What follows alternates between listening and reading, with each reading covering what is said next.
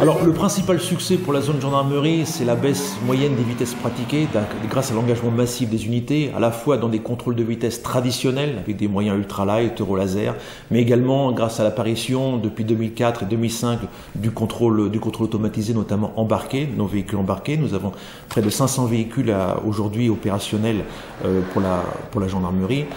Je dirais donc c'est la principale réussite de la gendarmerie que la baisse de ces vitesses moyennes pratiquées. Aujourd'hui, l'alcool reste un facteur préoccupant puisque nous nous rendons compte que malgré la baisse des accidents corporels, la proportion moyenne d'accidents avec alcool reste la même par rapport à 2002. Donc nous avons encore un gros effort à faire dans le domaine de l'alcool, à poursuivre notre action. Malgré 9 millions de contrôles d'alcoolémie que nous pratiquons annuellement pour la seule zone gendarmerie, il nous faut davantage bien sûr les cibler et davantage être dissuasifs dans ce domaine. La gendarmerie a des moyens humains dédiés spécialisés dans la lutte contre la sécurité routière, que sont les unités regroupées au sein des escadrons départementaux de sécurité routière. On y trouve à la fois des unités d'autoroute, 166 pelotons d'autoroute à l'heure actuelle et 59 brigades rapides d'intervention.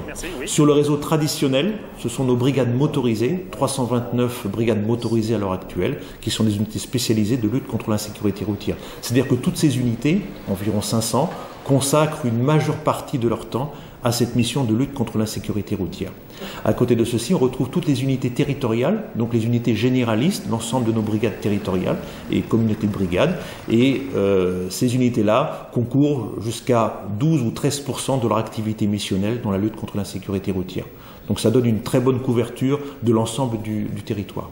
Les diverses unités qui sont en zone transfrontalière coopèrent, je dirais, journellement les unes avec les autres, et pas seulement uniquement sur les points de passage frontaliers. Je pense par exemple au tunnel du Mont Blanc, le tunnel du Fréjus, mais également sur l'ensemble des réseaux frontaliers, où il n'est pas rare de voir bien évidemment des militaires de la gendarmerie se rendre dans le pays voisin, dans les bordures du pays voisin, ou inversement voir des policiers belges ou des policiers suisses par exemple venir sur le territoire national. Donc cette coopération, elle est extrêmement importante. Le passage de frontières ne peut plus être synonyme de changement de comportement sur la route.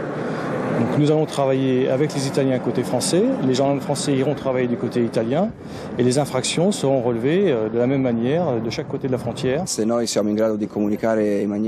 nous pouvons mieux communiquer avec la gendarmerie française et intervenir plus vite, nous serons plus efficaces pour toutes les infractions qu'on peut rencontrer sur les autoroutes, comme par exemple le trafic de voitures volées, le trafic de drogue ou encore le travail clandestin.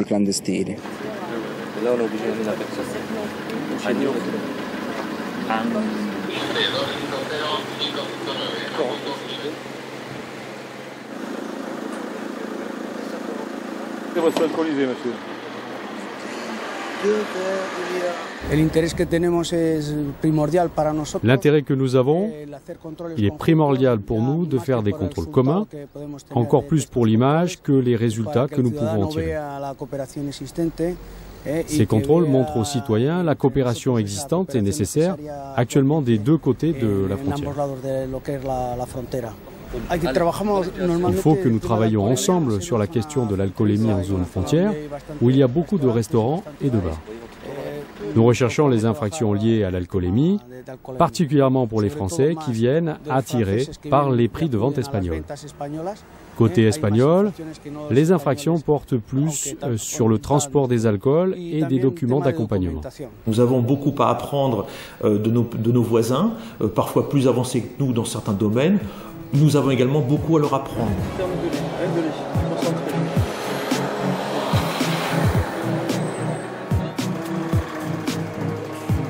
Par rapport à ces drames humains que nous vivons malheureusement encore trop souvent, bien le gendarme effectivement n'a pas de scrupule à verbaliser les infractions graves parce que peut-être que nous avons évité encore un drame finalement qui aurait pu survenir quelques kilomètres plus loin. Pour moi c'est pas de la répression, c'est de la prévention dans le sens où là peut-être que il va comprendre qu'il la prochaine fois il le fera plus parce qu'il aura reçu une amende et puis peut-être que le jour il va se planter, l'enfant sera à l'arrière au lieu d'être à l'avant et que la vie elle sera sauvée tout simplement du gamin. Le but de notre service est avant tout de faire baisser les accidents. Et ce qu'il faut savoir, c'est que on fait de la prévention mais de la répression. Donc on nous dit pas forcément merci sur le bord de la route, mais notre but avant tout, c'est d'éviter cet accident. C'est-à-dire que quand on se transporte et on est appelé sur tous les accidents, les pompiers et le SAMU sont présents secourent les gens et sont remerciés. Nous, notre but, c'est d'éviter cet accident et généralement, ça se concrétise par de la répression au bord de la route et d'arrêter la personne qui a consommé de l'alcool, fumé des stupéfiants ou qui roule à une vitesse excessive peut éviter cet accident. Donc on ne nous dira pas merci, mais on aura peut-être évité un accident et c'est déjà quelque chose de très très bien, je pense. Pour ce qui est strictement de la police route, la mission première et je dirais unique de l'EDSR, c'est de faire chuter le nombre de morts sur le réseau dont il a la responsabilité. C'est le seul objectif, in fine, sur lequel on est apprécié et pour lequel on oriente notre action. La lutte contre l'insécurité routière a connu des résultats exceptionnels sur la période 2002-2007. Bon. Allez-y, soufflez dans l'embout bleu. Réduction de 43% du nombre de tués. Près de 11 000 vies sauvées. 130 000 personnes blessées épargnées. Au quotidien, les personnels poursuivent leurs efforts et réaffirment ensemble le caractère prioritaire de la lutte contre l'insécurité routière.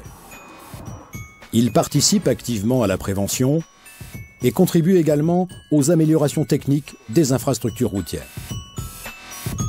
Aujourd'hui, l'insécurité routière n'est plus une fatalité. Il n'est pas possible d'accepter plus de 4 500 morts sur les routes. La gendarmerie continuera, comme les années précédentes, à œuvrer chaque jour pour rendre nos routes plus sûres, défi qui sera relevé grâce à l'engagement de chacun.